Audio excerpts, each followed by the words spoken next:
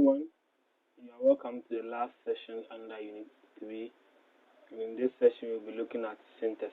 Okay, so at the end of the session, you should be able to learn about the preparation of adipic acid from cyclohexane.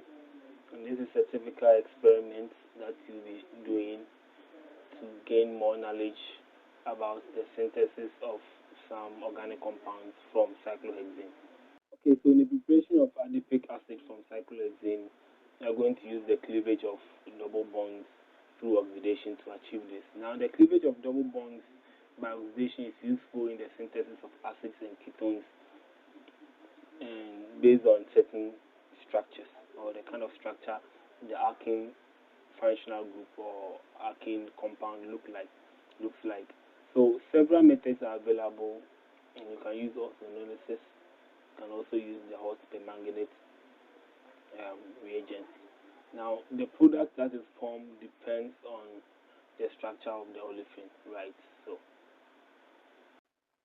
if you look at these three equations, you realize that the alkene functional group is kind of different in all cases, right? So, depending on the product, the alkene functional group, certain kind of byproducts are formed as well as our products of interest. So, the chemical balanced equation of the oxidation of cyclohexane to form the adipic acid is shown here, right?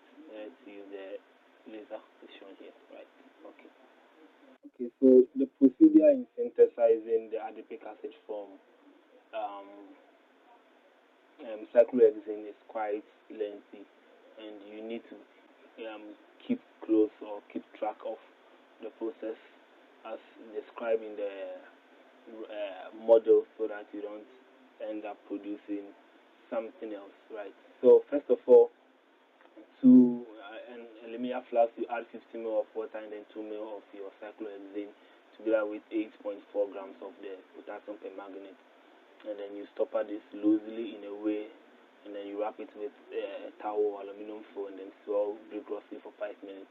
The purpose of stopping it loosely is for build up pressure inside the flask to be able to escape, and also covering with a towel or an aluminum foil to prevent splash on your body. Now, whilst doing this, the flask will begin to get warm, so you after some time you leave it to stand, and then you frequently or occasionally swirl it for 20 minutes. You swirl it, and then you leave it to stand for a while for 20 minutes, and then you come back and swirl it again.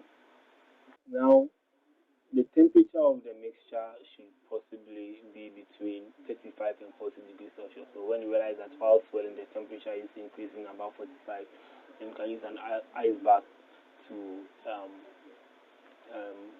reduce the increasing temperature. So the purpose is to make sure that all the permanganate has reacted with the your starting material, which is the cyclohexane. So you can use a rod to take some amount of the the contents in the flask, and then you touch it with a filter paper to see that the presence of a ring around the dark spots is not observed. So if a ring around the dark spot is observed, then it means there's still permanganate which hasn't reacted. And you can do that by adding alcohol to the mixture to react with the permanganate, right?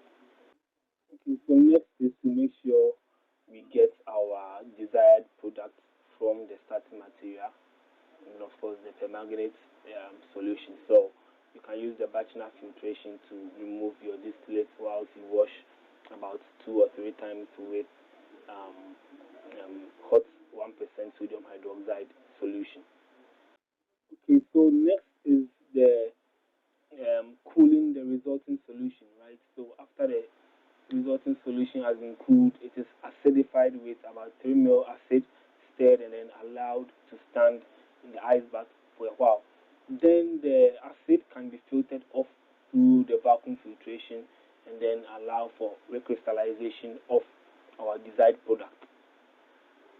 Okay, so the melting point of the crystals that are formed can be determined, and then the percentage yield can also be calculated, and which is to be added in your report writing.